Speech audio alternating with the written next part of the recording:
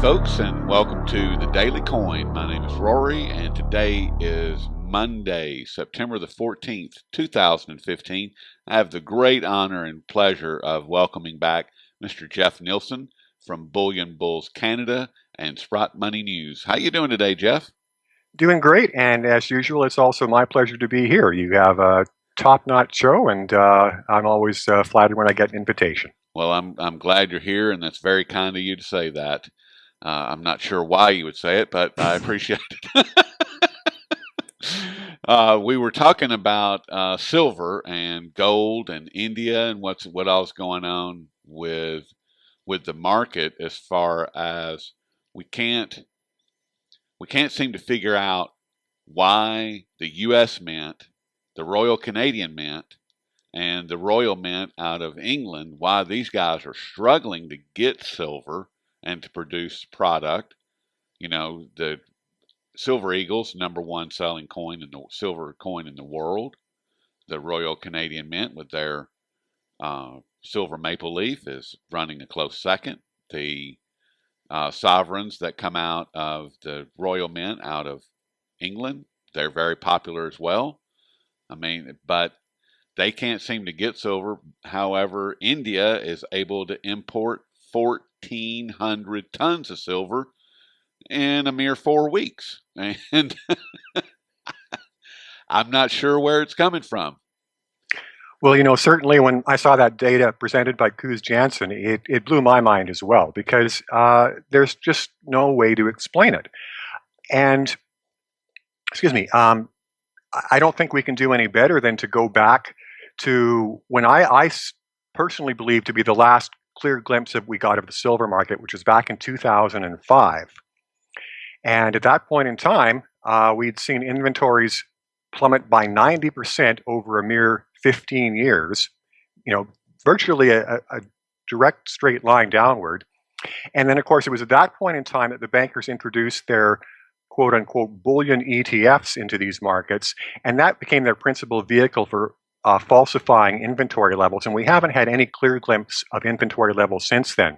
But back in 2005, COMEX inventories were down to 200 million ounces of silver, and like I say, the curve was heading straight down. So there's simply no way for curves like that to reverse themselves, which of course is what the bankers claimed happened in the fraudulent charts that they published after that.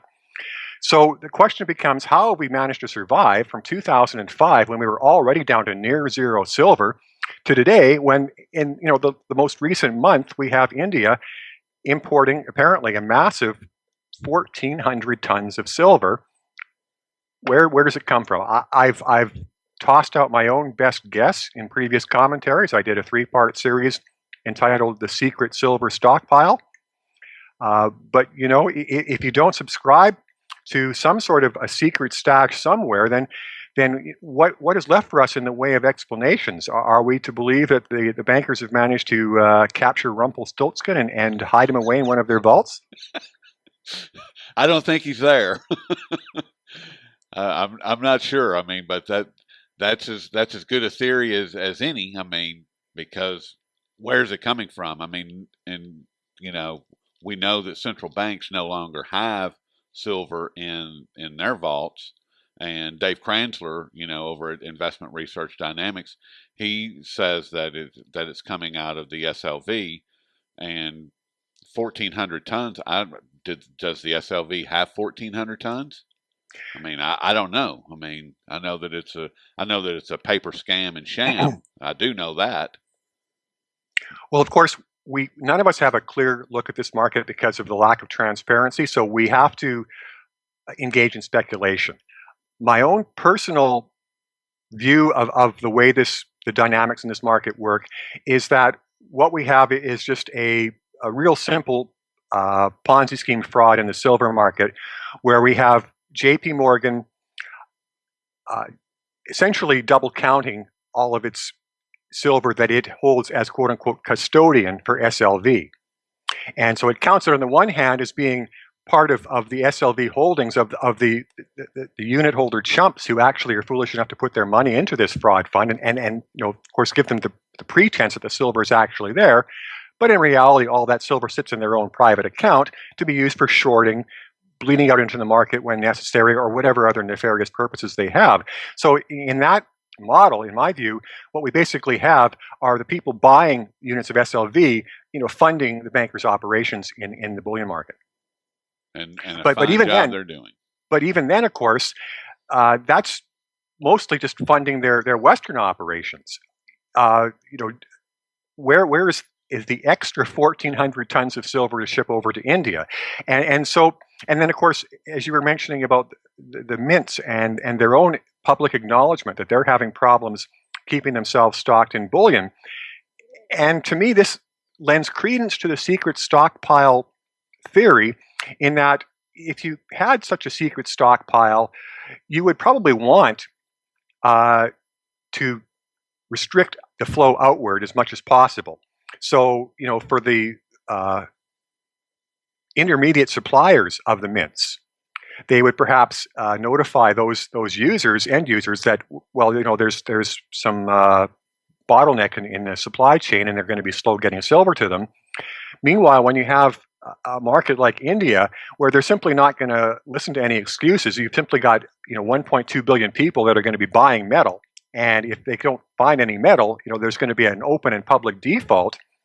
Then they have to make sure that they keep the flow going and keep that market fully supplied, so they can play these games with us and hold back on supply and tighten the spigot of the flow to a certain extent, but that's not really possible for them to do with the real bullion markets of Asia.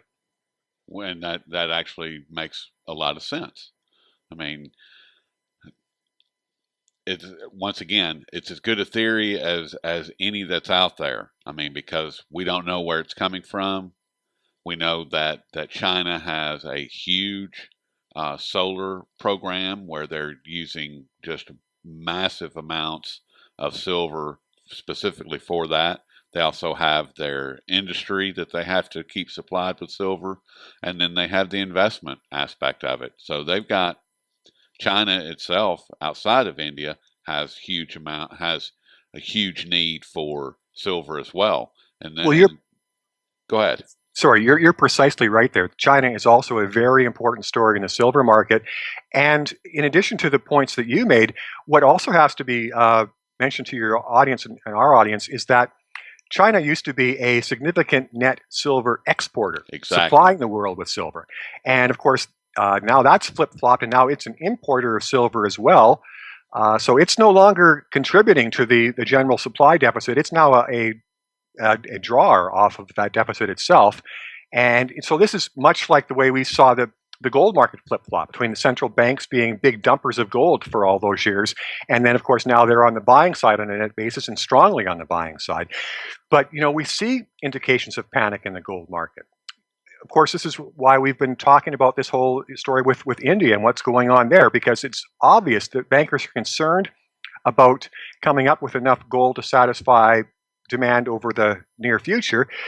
Yet, we don't really seem to see any similar signs of panic with the silver market. And of course, that just makes you scratch your head and look for some sort of theory to try to explain it all. Which right now there isn't any. There's not one. There's not anything out there that says this is where the silver is coming from, and we can say 100% this is it. This is the source. And I want to touch on China just for a quick second, and then we're going to move on.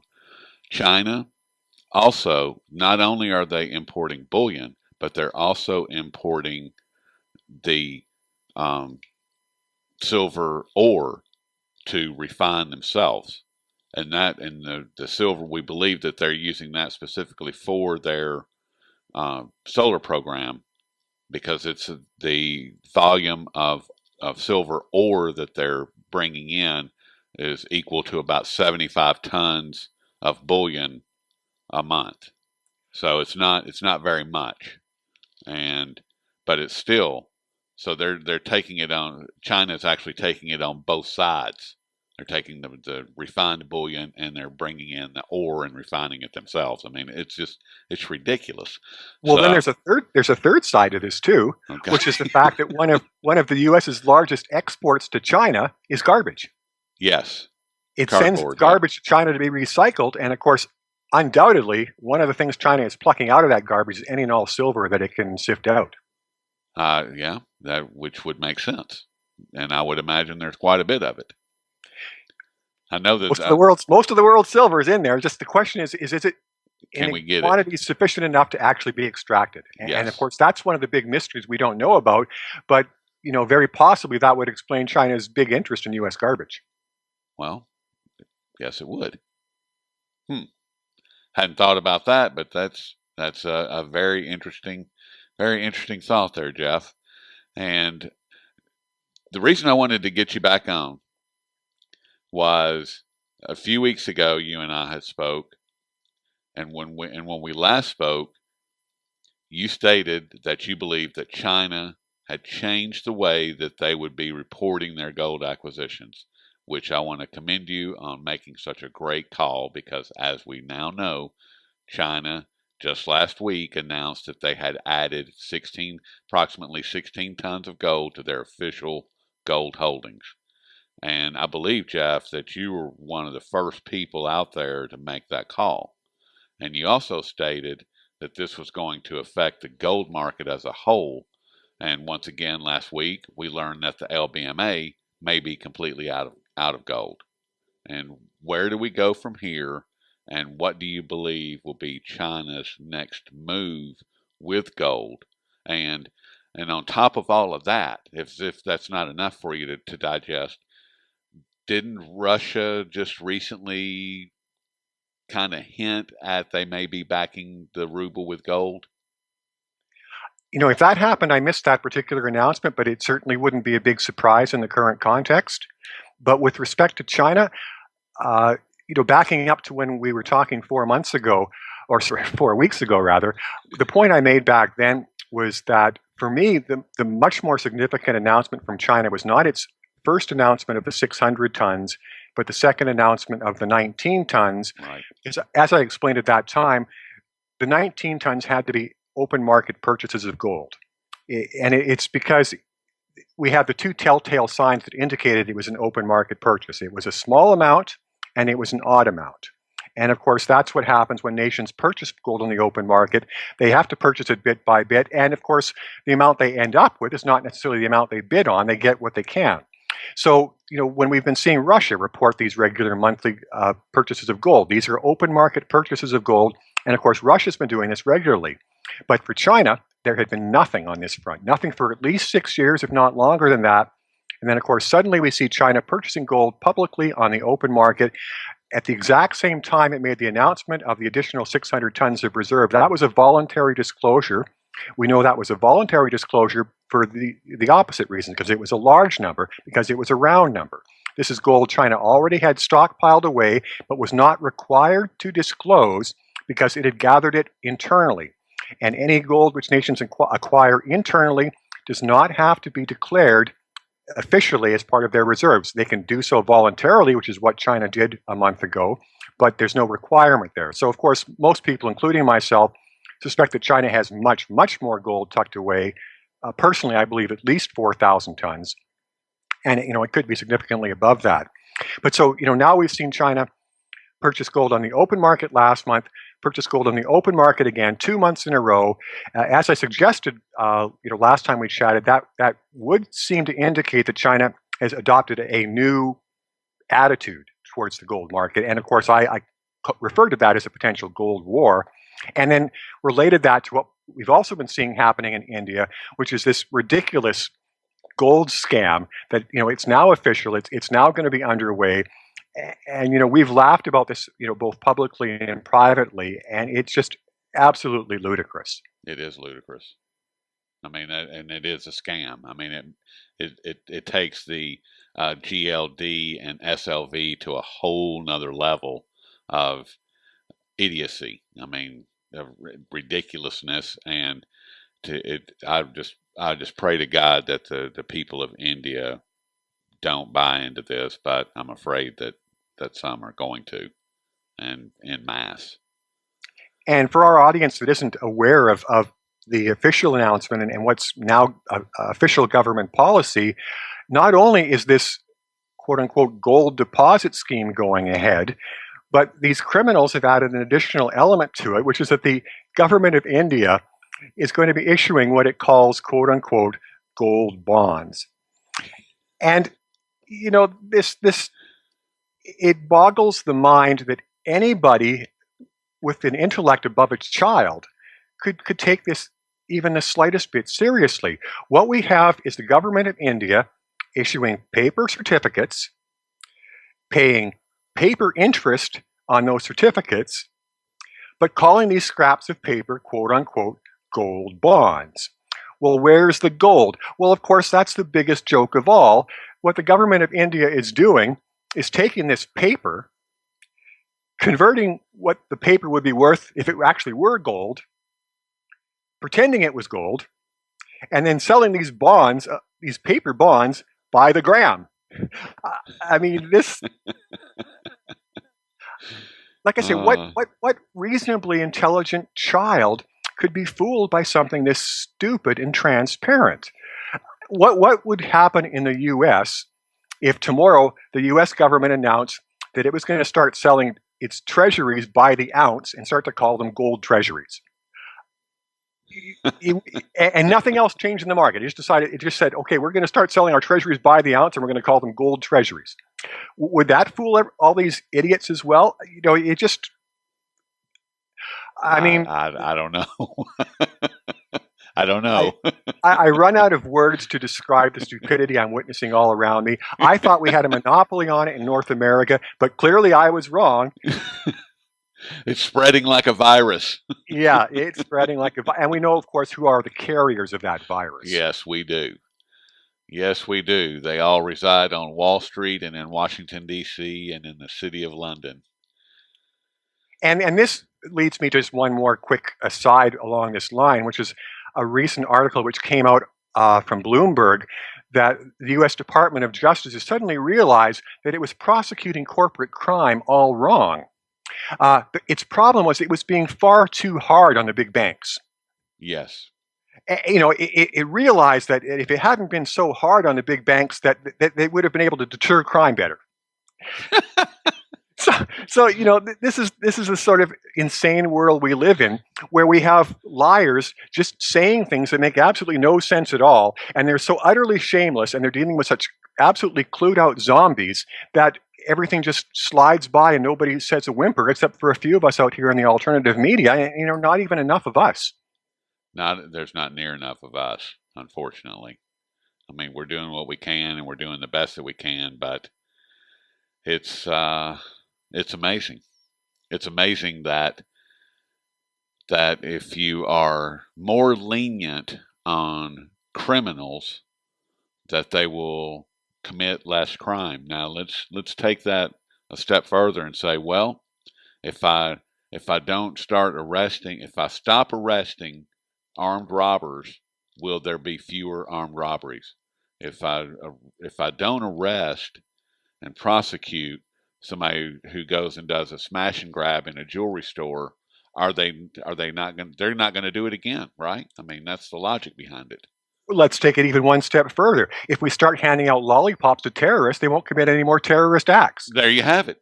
See? There's the real solution to all of our problems. Just go a lot easier on the perpetrators. Find all these members of this quote ISIS and give them lollipops. I like Yeah, it, and tell them to be on their merry way. that's right. You boys go play. Go play nice now. Oh my God. Oh, I was listening to Craig Hemke a couple of days ago, and he was saying what I have believed for a couple of months now. I mean, it's not a new thought that I was having, but you cannot look at these so-called markets from an historical perspective due to the fact that we're living in unprecedented times. In my opinion, we no longer have an economy or a financial system. We have a group of megalomaniacs that believe that they are smarter and wiser than economic Mother Nature. Would you agree, or what would you, Jeff, call this current system that our society is functioning under, formerly known as an economy? Well, I simply refer to it as fascism, which is simply a marriage between big business and big government. And of course, when we refer to big government in this context, we're not talking about a government that goes handing out generous social programs to its citizens. We're talking big government in terms of big subsidies to corporations, big war machines, and big brother. And that's what big government is today. And you partner that up with these corporate psychopaths in these enormous multinational corporations, and of course the oligarchs who actually control them lurking behind. And this is what we end up with. We end up with government by crime syndicate, which is what fascism really is. And of course, we can carry this even a step further with what you were referring to with Mr. Hemke. And I would say that we don't even have markets at all. What they pretend are markets are nothing more than an organized criminal system. The point here, and I was debating this with a colleague privately a little while back. The point here is that all of the analysis of markets is based on a whole long list of assumptions, such as perfect information, free and open markets themselves, and of course, even the more basic assumption that the markets reflect human trading. Yes. And of course, this is the most violated assumption of all, because we have these market rigging computerized trading algorithms, which now comprise somewhere around 3/4 of all trading in our markets. So how exactly can these so-called technical analysis and other market analysis claim to be analyzing markets, quote unquote, when they're analyzing places where human beings are supposed to be trading, and we no longer have human beings trading? And the machines, they're just triggered by information that's fed to them. Well, this is the other side of the coin, and I think this is what a lot of people don't understand when I try to get across the market rigging potential of these trading algorithms. The thing that makes it so devastating is that these criminals have total control of the media and total control of our governments, which mean they control all of the input that goes into this, and all of the data that goes into these algorithms. So if you control the input, you control the output. And of course, if you control the input and control the output, and then have these market rigging algorithms literally responsible for 3/4 or more of all trading, then literally the algorithms run the markets, plain and simple. And of course, that means we don't have markets. We just have computer programs ripping people off according to a systemic method of robbery, which has been perfected by these criminals. So in essence, we don't have an economy, and we don't have a financial system. So, I mean, and just organized crime, just organized crime. That's all that we have. And that is pervasive throughout the entire Western world, and I'm afraid that is infiltrating the Eastern world.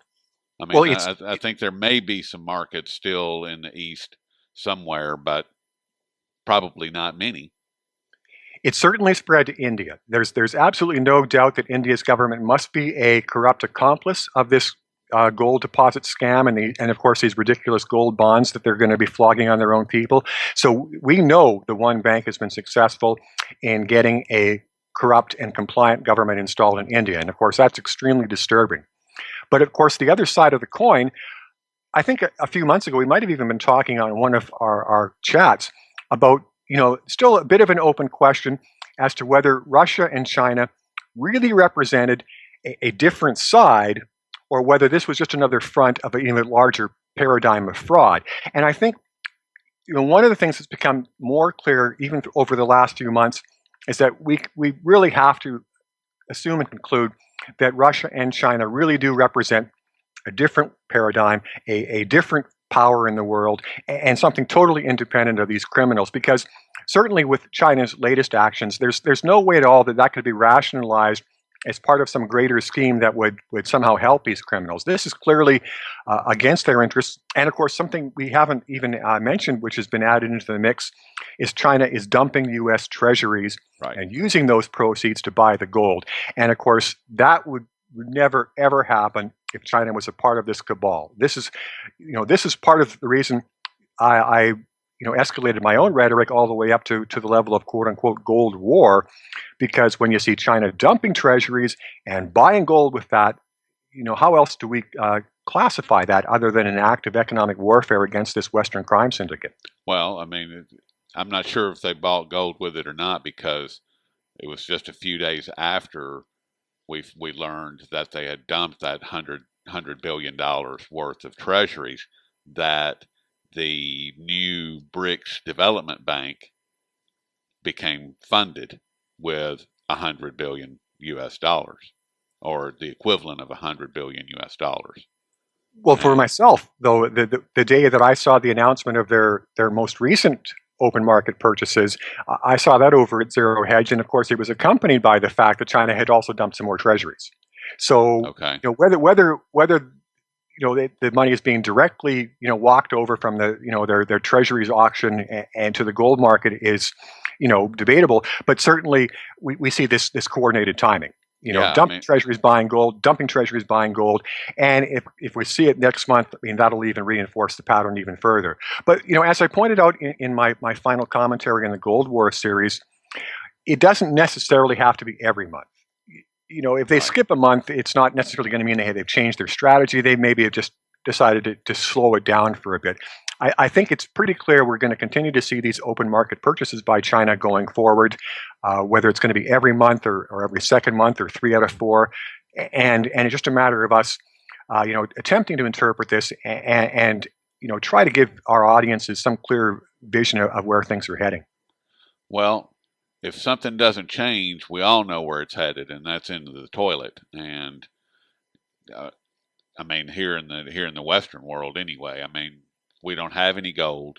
It's very obvious that we no longer have any gold, and it's just a matter of time. In my opinion, it's just a matter of time before China, Russia, or the two together announce that the renminbi and the ruble are both backed by gold. What percentage? Don't know. Could be 20%, could be 40%, could be 100%. I mean, don't know that, but I think that it's just a matter of time before that comes down the wire. I mean, Well, seriously. that's one area though where I've been quite explicit and specific in terms of where I see things, and I think I'm on fairly solid ground here. And my basic premise is that you won't see an official gold-backed currency, certainly not from any major power, until after the baton has been passed from the U.S. dollar to the renminbi as world reserve currency. And the reason for this is simple. It's simply because if the global marketplace as a whole was given a choice between holding U.S. worthless fiat dollars or gold-backed renminbi, we would see an economic stampede such as we've never seen before in the history of the world. So the only way that there can be an orderly transition from dollar as reserve currency to renminbi as reserve currency is if you go from paper dollar to paper renminbi, which can be an orderly transition. And then once that transition is at least largely complete, then China can think about backing it. For that, we just simply have to look at Switzerland. Look what happened when Switzerland depegged its currency to the fraudulent euro. It shot up so hard and so fast that the banking criminals had to launch a massive operation to take it down because, of course, the Swiss franc is one of the few currencies in the world that is somewhat backed by gold. Switzerland has a lot of gold. It's not officially backed, but there's the obvious connection. And of course, the fiscal fundamentals of Switzerland are much better. It's not a bankrupt nation. So this is the point. When we even look at a small economy and a small currency like the Swiss franc, the moment that it allowed any sort of free market transactions between its own currency and the fraudulent euro and fraudulent dollar, it just shot straight upward. So this is what we would see happen if we ever got into a transition from a paper dollar to a gold-backed renminbi. So this is one of the really difficult things for China as it tries to manage this transition, is to accept the baton without everything blowing up in the handoff. But they don't want it. They've not said officially we don't want a reserve currency, but they have said that they don't believe that a reserve currency is necessary, which is a way of saying we're not interested in being the next reserve currency. What they're doing though, and this is where and I don't mean any disrespect, but China is already doing exactly what you just described. they have more. They have about 25 or more direct currency swaps around the world with some of the largest economies on this planet, with Australia, with Japan, with England, with France, with several of the other countries. Combine that with the fact that they are steamrolling the Shanghai Cooperation Organization. So, as far as them making an announcement or stepping up and saying we're going to be the reserve currency, I don't think that's going to happen. Sure. Well, let me address both of those thoughts there because I certainly agree with what you're saying on both sides of that argument. First of all, yes, definitely the move towards renminbi as world currency is well underway. But I would still say that the fact that it's sort of a chicken and egg thing, but the fact that we have not Yeah. seen any direct move towards gold backing is an indication that the transition is not far enough advanced. And perhaps what we really need to see is a genuine crack in the whole petrodollar system, because that is something we haven't really seen. We've seen Russia withdraw itself from it and no longer be a pawn of that whole conspiracy of global oppression. But there's not been any major crack in terms of all of the Middle East puppet states. There's been some indication that Saudi Arabia is starting to waver, but nothing, significant or official. And that may be the real move that has to be made in terms of the total quantity of dollar flows, so sort of the critical mass that's necessary before China would feel safe in being a little bit more aggressive with respect to the move towards gold backing. Now, with respect to the point you made about China not wanting to be the official reserve currency, this goes back to simply China being a nation which engages in long-term planning and sober planning. And what people have to realize with the whole concept of a reserve currency is that any nation that assumes that role to the level the United States did, where it was a true global currency, is setting itself up for an inevitable fall. And it's because in order to supply the global economy with enough currency to fuel all of this trade, we need a ridiculous oversupply of that currency. And then you get into these incredible currency imbalances, which is what we saw, of course, in the US for all these years, these massive trade deficits and massive balance of payment issues. And it's all because of this incredible difficulty of having one nation, one printing press, trying to supply the currency for the entire world. So China doesn't want to go down this road because it simply sets itself up for a collapse. Maybe it's 20 years down the road, maybe it's 50 years down the road, but China is a true long-term planner, and it's not going to set itself up for that fall no matter how distant it looms. So it doesn't want to be a full sole reserve currency, but clearly it wants to have the dominant currency so that it can become the big kid on the block in terms of the global economy. So, again, we're looking at a balancing act where it wants enough international clout through promotion of the renminbi to take over the U.S.'s former role as the quote-unquote global economic engine, but it doesn't want to go overboard and become so pervasive in the global economy through the use of its currency and other instruments that it sets itself up for its own economic destruction. I don't see that happening. I think that like you said, they're a little smarter than that as far as their long-term planning. I mean, they meet. I just don't see that happening. I mean, they were the global economy for thousands of years. They were the big kid on the block for a long time. And then the UK came along, and that's when things started changing. And that's only been in the last 300 or 400 years. Prior to that, China was the dominant economy in the world, and that's the role that they aspire to get back to. And there's one more way of looking at this, which kind of rationalizes everything we've just been saying, and it's basically, if we ever get a legitimate global economy again, and of course that would imply a return to a legitimate gold standard, we don't need a reserve currency. Exactly. And I think that that's part of China, saying we don't need a reserve currency. We got all the gold. Well, So, and the point is, of course, if you have a legitimate international monetary system where all or nearly all of the global economies are gold backed, then there's no need to prefer one particular currency or another in any commercial transaction, because ultimately, if these are gold backed currencies, nations are simply engaging in trade, gold based trade. And of course, gold is a universal currency. always has been, always will be. Don't care what Ben Bernanke or any of the other Keynesians say. It is money. It is the ultimate money. And as the head criminal himself said, J.P. Morgan, gold is money, everything else is credit. And that's the bottom line. So, or it's either credit or debt, one of the two. And of course, what they really mean when they refer to that is that credit and debt are their weapons. Exactly. And gold is the kryptonite that we use to protect ourselves from those weapons. That's what I want to use. Or, That's why I or keep some silver. Or silver. silver. They don't call them silver bullets for nothing. Exactly. Well, we've been speaking with Jeff Nielson over at bullionbullscanada.com, and you also write for Sprott Money News, don't you, Jeff?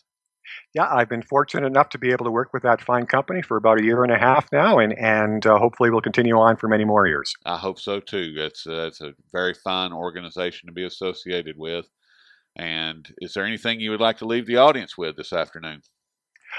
I think we've pretty much covered everything we wanted to touch on here. I can't think anything else that comes to mind unless you have some final thoughts yourself. Nope, I do not. I just want to thank everybody for listening and watching, and we'll be in touch with you soon. Sounds great.